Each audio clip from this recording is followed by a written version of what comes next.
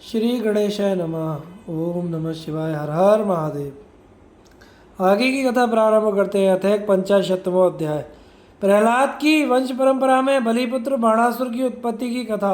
शिव भक्त बाणासुर द्वारा तांडव नृत्य के प्रदर्शन से शंकर को प्रसन्न करना, वरदान के रूप में शंकर का बाणासुर की नगरी में निवास करना, शिव पार्वती का विहार, पार्वती द्वारा बाणपुत्री उषा को वरदान। व्यास जी बोले, हे सर्वज्ञ, हे सनत कुमार, आपने मुझ पर अनुग्रह कर परम प्रीति से शिव के अनुग्रह से पूर्ण यह अत्यंत अद्भुत कथा सुनाई। अब शिव जी के उस चरित्र को सुनना चाहता हूँ जिस प्रकार उन्होंने प्रीति पूर्वक बाणासुर को गाणपत्य पद प्रदान किया। सनत कुमार बोले, हे व्यास, जिस प्रकार शिव जी ने प्रसन्नता पूर्वक बाणासुर को गाणपत्य पद प्रदान किया, परमात्मा शिव जी के उस चरित्र को अब आप आदर पूर्वक सुनिए। इसी चरित्र के अंतर्गत बाणासुर पर अनुग्रह करने वाले महाप्रभु सदाशिव का श्री कृष्ण के साथ युद्ध भी हुआ। अब शिव की लीला से युक्त मन तथा कान को सुख देने वाले तथा महापुण्यदायक इस इतिहास को सुनिए। पूर्व काल में ब्रह्मा जी के मानस पुत्र मरीचि नामक प्रजापति हुए, जो उनके सभी पुत्रों में ज्येष्ठ श्रेष्ठ एवं महाबुद्धिमान मुनि थे। उनके पुत्र मुनि श्रेष्ठ महात्मा कश्यप हुए, जो इस सृष्टि के प्रवर्तक हैं। वे अपने पिता मरीचि तथा ब्रह्मा जी के अत्यंत भक्त थे। हे व्यास जी, दक्ष की सुशील 13 कन्याएं थीं, जो उन कश्यप मुनि की पतिव्रता स्त्रियां थीं। उनमें ज्येष्ठ कन्या का नाम दिति था। सभी दैत्य उसी के पुत्र कहे गए हैं, और अन्य स्त्रियों से चराचर सभी देवता तथा आदि संतान उत्पन्न हुई हैं। ज्येष्ठ पत्नी दिति से महाबलवान 2 पुत्र उत्पन्न हुए, जिनमें हिरण्यकशिपु ज्येष्ठ तथा हिरण्याक्ष कनिष्ठ था। उस हिरण्यकशिपु के क्रम से हराद, अनुराग, संघाग, प्रहलाद नामक 4 दैत्य श्रेष्ठ पुत्र हुए।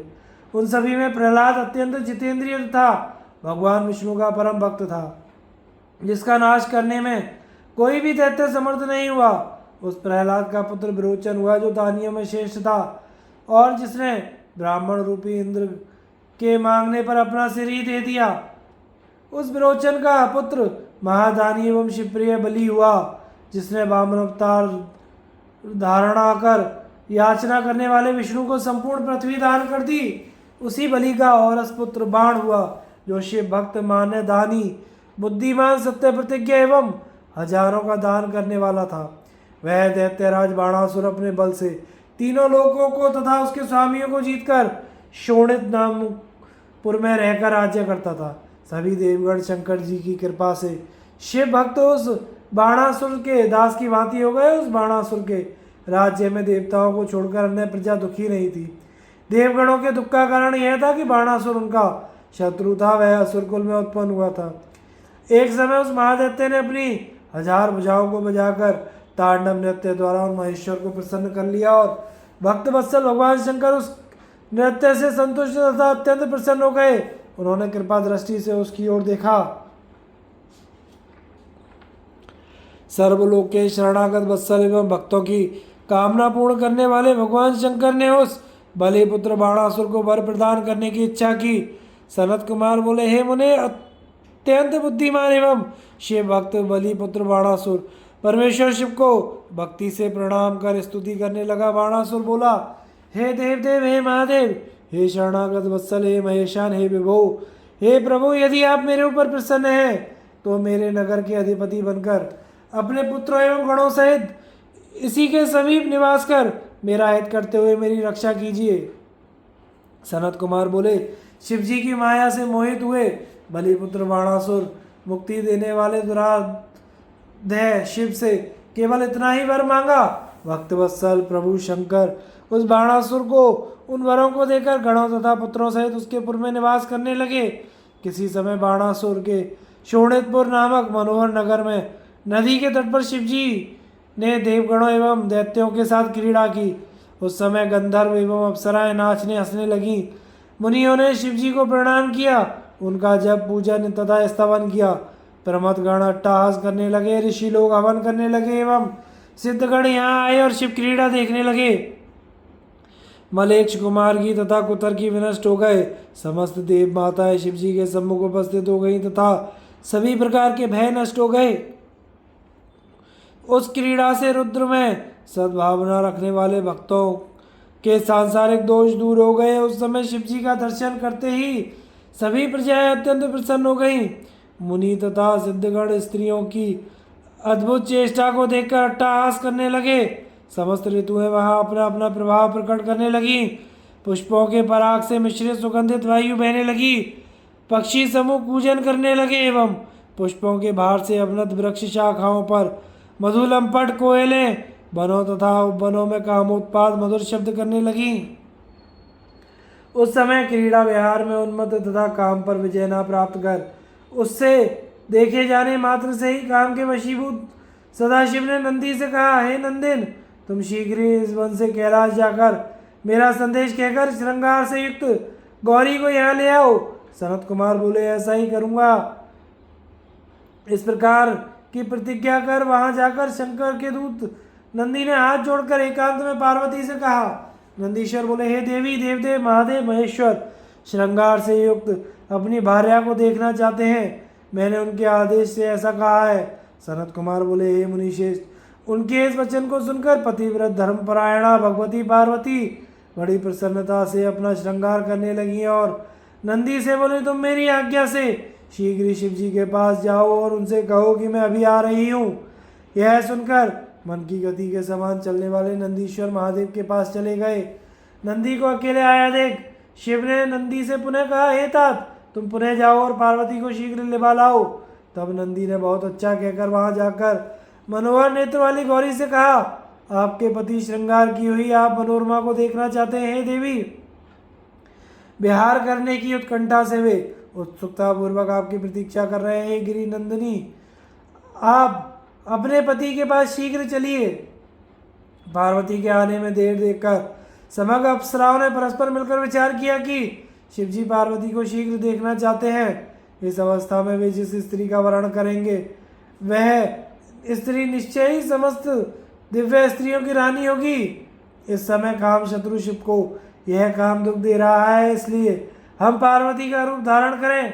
कदाचित हमें पार्वती के रूप में देखकर वे मनमत गणों सहित हमारे साथ क्रीड़ा करें। और वे आदरपूर्वक आपस में ऐसा विचार करने लगी।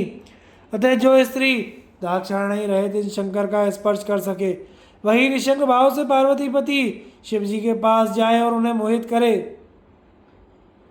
तब कुष्मांड कुंभांड की कन्या चित्रलेखा ने यह वचन कहा, मैं गौरी का सुंदर रूप धारण कर शिव जी का स्पर्श कर सकती हूँ।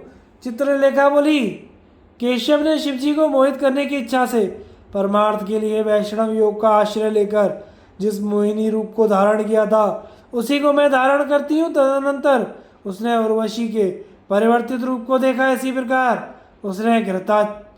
उसने देखा कि घृताची ने काली रूप, विश्वाची ने चंडिका रूप, रंभा ने सावित्री रूप, मेनका ने गायत्री रूप, सहजन्या ने जया रूप, पुंजक स्थली ने विजया रूप तथा समस्त अप्सराओं ने मात्र गणों का रूप यत्र पूर्वक बना लिया है। उनके रूपों को देखकर वह कुंभांड पुत्री चित्रलेखा ने भी वैष्णव योग के सारे रहस्यों को जानकर अपने रूप को छिपा लिया। दिव्य योग विशारद बाणासुर की कन्या उषा ने वैष्णव योग के प्रभाव से अत्यंत मनोहर, सुंदर और अद्भुत पार्वती का रूप धारण कर लिया। उषा के चरण लाल कमल के समान दिव्य कांति वाले, उत्तम प्रभा से संपन्न, दिव्य लक्षणों से संयुक्त एवं मन को अभिलषित पदार्थों को देने वाले थे। उसके बाद सर्वांतरयामिनी तथा सब कुछ जानने वाली शिवा गिरिजा शिव जी के साथ उसकी रमण की इच्छा जानकर कहने लगी। गिरिजा बोली, हे सखी उषे, हे मानिनी, तुमने समय प्राप्त होने पर सकाम भाव से मेरा रूप धारण किया था। तुम इसी कार्तिक मास में ऋतु धर्मणी होगी। वैशाख मास के शुक्ल पक्ष की द्वादशी तिथि को घोर अर्धरात्रि में उपवास पूर्वक अंतःपुर में सोई हुई अवस्था में तुमसे जो कोई पुरुष आकर रमण करेगा, देवगणों ने उसी को तुम्हारा पति नियुक्त किया है। उसी के साथ तुम रमण करोगी, क्योंकि तुम बाल्य अवस्था से ही आलस्य रहित होकर सर्वदा विष्णु में भक्ति रखने वाली हो। तब ऐसा ही हो। इस प्रकार उषा ने मन में कहा और वह लज्जित हो गई। इसके बाद श्रृंगार से युक्त होकर रुद्र के समीप आकर वे देवी पार्वती उन शंभु के साथ क्रीड़ा करने लगी। हे मुने, तदनंतर रमण के अंत में भगवान सदाशिव स्त्रियों, गणों एवं देवताओं के साथ अंतर ध्यान हो गए। इस प्रकार श्री शिव महापुराण के अंतर्गत द्वितीय रुद्र संहिता के पंचम युद्ध खंड में उषा चरित्र वर्णन के क्रम में शिवाशिव विहार वर्णन नामक 51वां अध्याय पूर्ण हुआ। अथ द्विपंचाशतमो अध्याय। अभिमानी बाणासुर द्वारा भगवान शिव से युद्ध की याचना। बाणपुत्री उषा का रात्रि के समय स्वप्न में अनिरुद्ध के साथ मिलन। चित्रलेखा द्वारा योग बल से अनिरुद्ध का द्वारका से अपहरण। अंतःपुर में अनिरुद्ध तथा उषा का मिलन और द्वारपालों द्वारा यह समाचार बाणासुर को बताना। सनत कुमार बोले, हे व्यास, अब आप परमात्मा शिव का दूसरा चरित्र सुनिए जो भक्त वत्सलता से पूर्ण एवं परमानंददायक है। पूर्व काल में भाग्य दोष से गर्भित होकर बाणासुर ने तांडव नृत्य कर शिव जी को संतुष्ट किया था। उसके बाद पार्वती पति शिव जी को संतुष्ट मन वाला जानकर बाणासुर सिर झुकाकर विनम्र हो हाथ जोड़कर कहने लगा।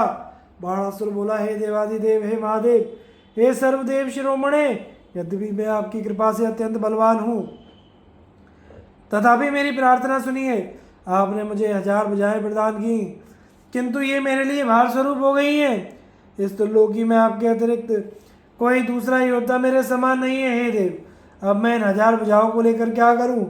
हे वृषभ ध्वज, बिना युद्ध के पर्वत के सदृश इन भुजाओं का क्या प्रयोजन?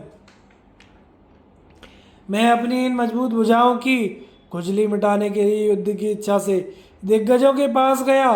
वहां जाकर मैंने उनके पुरों को तहस नहस कर दिया, पर्वतों को उखाड़ दिया, किंतु वे भी भयभीत होकर भाग गए। मैंने अपने यहाँ यमराज को योद्धा के रूप में, अग्नि को महान कर्मकार के रूप में, वरुण को गायों के पालन करने वाले गोपालक के रूप में, कुबेर को गजाध्यक्ष के रूप में, नृषति को अंतःपुर की परिचारिका के रूप में नियुक्त किया है। मैंने इंद्र को जीत लिया और उसे लोक में सदा करदाता बना दिया।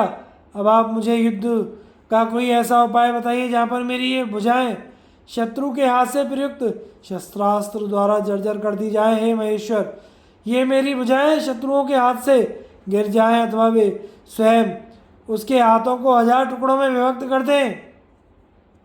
आप मेरे इस मनोरथ को पूर्ण कीजिए। सनत कुमार बोले, भक्तजनों के संकट दूर करने वाले महामन्यु रुद्र ने यह सुनकर क्रुद्ध हो अत्यंत अद्भुत अट्टहास करके कहा।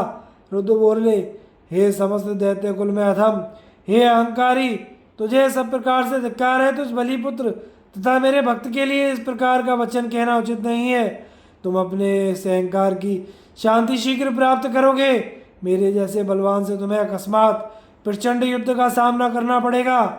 पर्वत के समान तुम्हारी ये भुजाएं उस युद्ध में शस्त्रास्त्रों से छिन्न भिन्न होकर इस प्रकार भूमि पर गिरेंगी जैसे अग्नि से जलाया गया काष्ठ पृथ्वी पर गिर जाता है। हे दुष्टात्मन, बोर से युक्त मनुष्य के सिर वाली यह तुम्हारी ध्वजा जो शस्त्रागार पर स्थापित है, वह जब बिना वायु के गिर जाए तब चित्त में समझना कि तुम्हारे सामने महाघोर भय उपस्थित हो गया है। उस समय तुम अपनी सेना सहित घोर संग्राम में जाना। अब तुम घर जाओ, अभी वहाँ तुम्हारा सब प्रकार से कल्याण है। हे दुर्मते, तुम बड़े घोर उत्पातों को देखोगे। इस प्रकार कहकर अहंकार का नाश करने वाले भक्त वत्सल शिव मौन हो गए। सनत कुमार बोले, यह सुनकर बाणासुर अपने अंजलिस्थ दिव्य पुष्पों से महादेव रुद्र का पूजन करके उन्हें प्रणाम कर अपने घर को चला गया। उसने कुंभांड के पूछने पर हर्षित हो सारा वृत्तांत कह सुनाया और उत्सुक होकर उस योग की प्रतीक्षा करने लगा। इसके अनंतर अकस्मात अपना ध्वज भग्न हुआ देखकर वह बाणासुर हर्षित होकर युद्ध के लिए चल पड़ा। अपनी सेना को बुलाकर उस महावीर महारथी एवं महोत्साही बलिपुत्र बाणासुर ने अपने 8 गणों को साथ लेकर संग्राम संबंधी यज्ञ विजयप्रद मधुका एवं सभी दिशाओं में मांगलिक द्रव्यों का दर्शन कर युद्ध के लिए प्रस्थान किया। उसने अपने मन में विचार किया कि आज रणप्रिय नाना शस्त्रास्त्रों का पारगामी वह कौन सा योद्धा है जो मुझसे युद्ध करने के लिए यहाँ कहाँ से आएगा? क्या वह सचमुच मेरी सहस्त्रों भुजाओं को अग्निदग्ध काष्ठ के समान नष्ट कर देगा? मैं भी युद्ध में महातीव्र अपने शस्त्रों से सैकड़ों योद्धाओं को काट डालूंगा। इसी बीच शिव की प्रेरणा से वह काल आ पहुंचा जब बाणासुर की सुंदर कन्या उषा श्रृंगार कर विराजमान थी। वह वैशाख मास की अर्धरात्रि में विष्णु की पूजा कर स्त्री भाव से उपलंबित होकर गुप्त अंतःपुर में सो रही थी। तभी भगवती पार्वती की दिव्य माया से आकृष्ट होने के कारण कृष्ण पुत्र प्रद्युम्न से उत्पन्न हुए अनिरुद्ध ने उस रात में उससे बलपूर्वक विहार किया, जिससे वह अनाथ के समान रोने लगी। अनिरुद्ध भी उस कन्या से बलपूर्वक रमण कर पार्वती की सखियों के साथ दिव्य योग से क्षण मात्र में द्वारकापुरी चले आए। तब उपभोग की हुई वह कन्या उठकर रोते रोते अपनी सखियों से नाना प्रकार के वाक्य कहते हुए शरीर त्याग करने के लिए तैयार हो गई। हे व्यास जी, जब सखियों ने उसके द्वारा किए गए पूर्व दोष का स्मरण कराया तो वह अपने पूर्व कृत्यों का स्मरण करने लगी। हे मुने, उस समय बाणासुर की पुत्री उषा ने कुंभांड की पुत्री चित्रलेखा से मधुर वाणी में कहा। उषा बोली, हे सखे, यदि पार्वती ने पहले ही मेरा पति निश्चित किया है तो वह गुप्त पति किस उपाय से मुझे प्राप्त हो सकता है? जिसने मेरा मन हरण किया वह किस कुल में उत्पन्न हुआ? उषा की यह बात सुनकर सखी ने उससे कहा। चित्रलेखा बोली, हे देवी, तुमने स्वप्न में जिस पुरुष को देखा उसे मैं किस प्रकार से लाऊं जो मेरे ज्ञान से परे है? उसको ले आना किस प्रकार संभव है? उसके ऐसा कहने पर अनुरागवती दैत्य कन्या उषा ने उसके वियोग के कारण मरने का निश्चय किया, किंतु उस सखी ने समझा बुझाकर प्रथम दिन उसकी रक्षा की। इसके बाद हे मुनिश्रेष्ठ, कुंभांड की पुत्री महाबुद्धिमती उस चित्रलेखा ने बाणासुर की पुत्री उषा से पुनः इस प्रकार कहा, हे सखी, तुम अपने मन को हरण करने वाले उस पुरुष को बताओ, यदि वह त्रिलोकी में कहीं भी है तो मैं उसे लाऊंगी और तुम्हारी विपत्ति दूर कर दूंगी। सनत कुमार बोले, इस प्रकार कहकर चित्रलेखा ने वस्त्र के ऊपर देव, दैत्य, दानव, गंधर्व, सिद्ध, नाग तथा यक्ष आदि के चित्र खींचे। उसने मनुष्यों में वृष्णिवंशी यादवों, शूर, वसुदेव, बलराम, कृष्ण तथा नरश्रेष्ठ प्रद्युम्न का चित्र खींचा। जब उसने प्रद्युम्न पुत्र अनिरुद्ध का चित्र खींचा तो उसे उस चित्र को देखते ही लज्जित हो उषा ने अपना मुख नीचे कर लिया और मन से वह अत्यंत प्रसन्न हुई। उषा बोली, हे सखी, रात्रि में आकर जिसने शीघ्र ही मेरे चित्ररत्न को चुराया वह यही पुरुष है। मैंने उसे पा लिया। हे भामिनी, इसके स्पर्श मात्र से मैं मोहित हो गई। उसे मैं जानना चाहती हूँ, तुम सब कुछ बताओ। यह किसके कुल में उत्पन्न हुआ है? इसका नाम क्या है? उषा के ऐसा कहने पर उस योगिनी ने उस वंश तथा नाम का वर्णन किया। हे मुनि सत्तम, उसका कुल आदि सब कुछ जानकर बाणासुर की पुत्री उस कामिनी उषा ने उत्कंठित हो इस प्रकार कहा। उषा बोली, हे सखी, अब तुम उसकी प्राप्ति के लिए प्रेम पूर्वक कोई उपाय करो, जिससे मैं अपने उस प्राण वल्लभ पति को शीघ्र प्राप्त कर सकूं। हे सखी, मैं जिसके बिना एक क्षण भी जीवन धारण करने में समर्थ नहीं हूँ, उसे प्रयत्न पूर्वक शीघ्र यहाँ लाओ, मुझे सुखी करो। सनत कुमार बोले, हे मुनिवर, तब बाण की कन्या के द्वारा इस प्रकार कहे जाने पर मंत्री कुंभांड की पुत्री चित्रलेखा विस्मित हो गई और विचार करने लगी। इसके बाद सखी से आज्ञा लेकर मन के समान वेग वाली वह चित्रलेखा उस पुरुष को कृष्ण का पौत्र अनिरुद्ध जानकर द्वारका जाने को उद्यत हो गई। वह ज्येष्ठ मास के कृष्ण पक्ष की चतुर्दशी को प्रातः काल से 3 प्रहर बीत जाने पर द्वारकापुरी पहुंची। उस दिव्य योगिनी ने क्षण मात्र में आकाश मार्ग से अंतःपुर के उद्यान में प्रद्युम्न पुत्र अनिरुद्ध को देखा। उस समय सर्वांग सुंदर श्याम वर्ण तथा नवीन यौवन युक्त वे अनिरुद्ध स्त्रियों के साथ क्रीड़ा कर रहे थे। वे माधवी लता से निर्मित मधु का पान कर रहे थे और मंद मंद हंस रहे थे। उसके बाद शैया पर बैठे हुए अनिरुद्ध को उसने तामस योग के द्वारा अंधकार पट से आच्छादित कर दिया। पुनः उस शैया को अपने सिर पर रखकर वह क्षण मात्र में शोणितपुर आ गई, जहाँ काम पीड़ित वह बाण कन्या उषा उन्मत्चित होकर नाना प्रकार के भाव व्यक्त कर रही थी। उस समय लाए गए अपने पति अनिरुद्ध को देखकर उषा भयभीत हो गई। अत्यंत सुरक्षित उस अंतःपुर में नवीन समागम में ज्यों ही उन दोनों ने क्रीड़ा प्रारंभ की, उसी समय हाथ में बैत लिए द्वारपालों ने काम चेष्टाओं तथा अनुमानों से कन्या के दुराचरण को जान लिया। उन लोगों ने दिव्य शरीरधारी नवयुवक साहसी एवं युद्ध कला में कुशल उस पुरुष अनिरुद्ध को भी देख लिया। इसके बाद अंतःपुर के रक्षक उन महावीर पुरुषों ने उसे देखकर सारा वृत्तांत बलिपुत्र बाण से कह दिया। द्वारपाल बोले, हे देव, अत्यंत सुरक्षित अंतःपुर में प्रवेश कर किसी पुरुष ने आपकी कन्या के साथ बलात् शयन किया है। वह कौन है, हम लोग उसे नहीं जानते। हे दानवेंद्र, हे महाभाव, इसे देखिए, इसे देखिए, और जो उचित हो उसे कीजिए, हम लोग दोषी नहीं हैं। सनत कुमार बोले, हे मुनिश्रेष्ठ, उनका वचन सुनकर और कन्या का दोष सुनकर महाबली दैत्येंद्र बाणासुर आश्चर्यचकित हो गया। इस प्रकार श्री शिव महापुराण के अंतर्गत द्वितीय रुद्र संहिता के पंचम युद्ध खंड में उषा चरित्र वर्णन नामक 52वां अध्याय पूर्ण हुआ।